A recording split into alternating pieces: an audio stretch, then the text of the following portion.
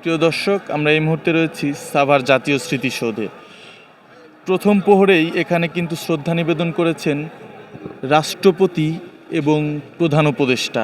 আপনাদেরকে যদি একটু দেখাই, প্রধান উপদেষ্টা এবং রাষ্ট্রপতির যে শ্রদ্ধা নিবেদন শেষে কিন্তু উন্মুক্ত করে দেয়া হয়েছে সাভার জাতীয় স্মৃতিসৌধ। আজ মহান বিজয় দিবস। 1971 সালের এই দিনে দীর্ঘ 9 মাসের রক্তক্ষয়ী মুক্তিযুদ্ধের মাধ্যমে অর্জিত হয় বাংলাদেশের চূড়ান্ত বিজয়।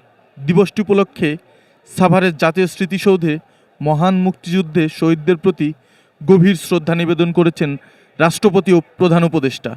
সকালে প্রথমে রাষ্ট্রপতি জাতীয় স্মৃতিসৌধে উপস্থিত হয়ে পুষ্পস্তবক অর্পণ করেন। এরপর প্রধান উপদেষ্টা পৃথকভাবে শহীদ বেদিতে পুষ্পস্তবক অর্পণ করে শ্রদ্ধা জানান। শ্রদ্ধা নিবেদন শেষে তারা 1 মিনিট নীরবতা পালন করেন এবং মহান মুক্তিযুদ্ধে আত্মদানকারী বীর শহীদদের আত্মার মাগফিরাত কামনা করেন। জাতীয় স্মৃতিসৌধে শ্রদ্ধা নিবেদনের মধ্য দিয়ে সারা দেশে মহান বিজয় দিবসের আনুষ্ঠানিকতা কর্মসূচির সূচনা হয়। দিনটি যথার্থ মর্যাদা ও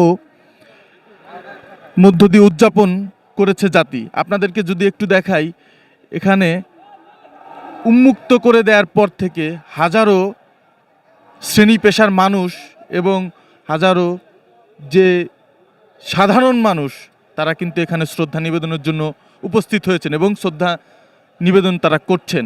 আপনাদেরকে যদি দেখাই, এই ছিল সাভারের জাতীয় স্মৃতিসৌধ থেকে শ্রদ্ধা নিবেদনের সর্বশেষ পরিস্থিতি।